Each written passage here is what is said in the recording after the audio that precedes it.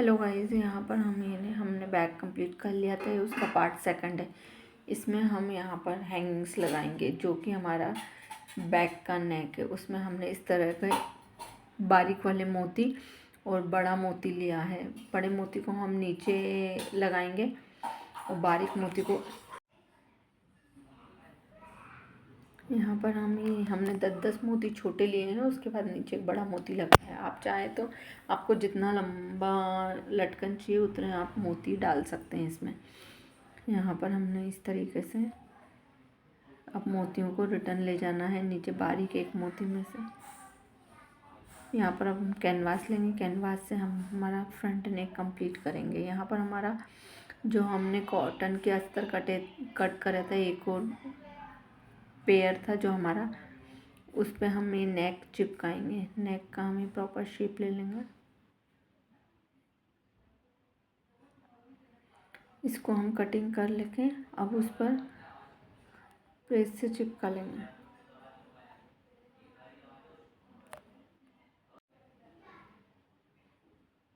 अब यहाँ पर हमने सीधी तरफ रखा है हमारे नेक के,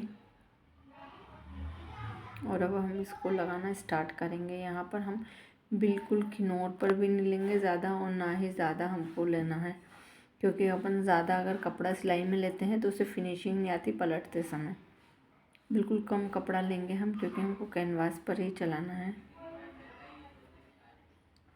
अभी हम हल्के हल्के से हमको कट ध्यान रख कर देना जिससे हमारा कपड़ा ना कटे। अब हम यहाँ पर दबाने वाली मशीन लगाएंगे। यह हम अस्तर के कपड़ा पर लेंगे इस तरीके से, तो ये हमारा उस तरफ फिनिशिंग के साथ पलट जाएगा।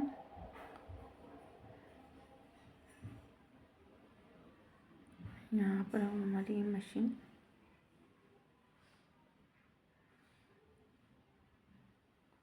पूरी सिलाई हमारे अस्तर के कपड़े की तरफ आनी चाहिए। अब यहाँ पर पीछे भी हमको टक्स लेना है। जैसा टक्स हमने मेन फैब्रिक पर अस्तर पर दिया था, उसी तरह का टक्स हमको यहाँ पर भी लेना है। और जो हमारे साइड वाले पोर्शन है वो भी हमको ज्वाइंट करना है इससे, और उसमें भी हमको टक्स लगाना है। यहाँ पर हम इसमें भी टक्स लगाकर इसको ज्वाइंट कर देंगे।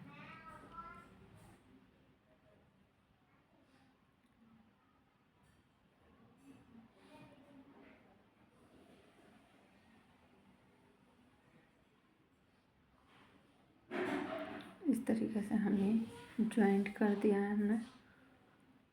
अब यहाँ पर हम कफ़ लेंगे। कफ़ आप राउंड भी ले सकते हैं, इस तरह से शेप वाली भी ले सकते हैं। अब इसके सेंटर पर हमने निशान लगाया है चौक से कफ़ के। अब इससे हमारा जो अपेक्स पॉइंट है उस पर हमको इसको रखकर बीटेड पिन लगानी है।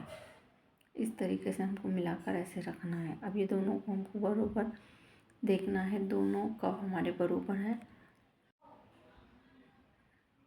अब यहाँ पर हमने कच्चे कर लिए थे, टक्स लगा लिया था जहाँ पर हमारा कफ लगा था। अब इसको भी हम ऐसे ज्वाइंट करेंगे, शोल्डर आर्म होल को भी। और अब कमर पे हम फिनिशिंग वाली पट्टी लगाकर पलट लेंगे। यहाँ पर जैसे हम ब्लाउज़ में लगाते हैं उसी तरह हमने पट्टी को कट कर 1.5 इंच और इस तरीके से लगाया है। और अब हम इस पर तुरपाई करेंगे।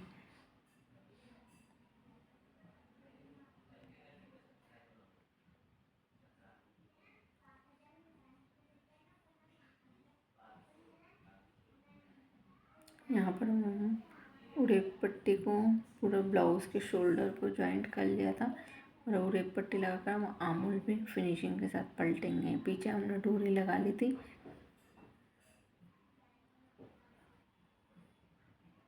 इस पर भी हम तुरपाई करेंगे। हमने कहीं भी ऊपर की तरफ कहीं भी सिलाई नहीं लगाई, ना कमर पर ना गले पर। पूरे ब्लाउज़ में हमने आर्म होल पर और नेक पर और हमारी कमर पट्टी पर हमने तुरपाई ही करी है। यहाँ कट लगाकर हमने इसको भी दबाने वाली मशीन लगा ली है। इस तरीके से ये कंप्लीट हो गया है। अब इसको हम तुरपाई कर लेंगे, और अब हमको फिटिंग की सिलाई लगानी है। उससे पहले हम आधा इंच पर सिलाई लगा लेंगे। उसके बाद हमने यहाँ पर 1.5 इंच एक्स्ट्रा लिया था, तो आप 1.5 इंच पर स्टिच लगा सकते हैं, तो हमारा फिटिंग हो जाएगा ब्लाउज़। यहाँ पर काफ़ी फिनिशिंग के साथ और बहुत सुंदर ब्लाउज़ बनकर कंप्लीट हुआ है। इसका फाइनल लुक आप एंड में पिक्चर में देख सकते हैं।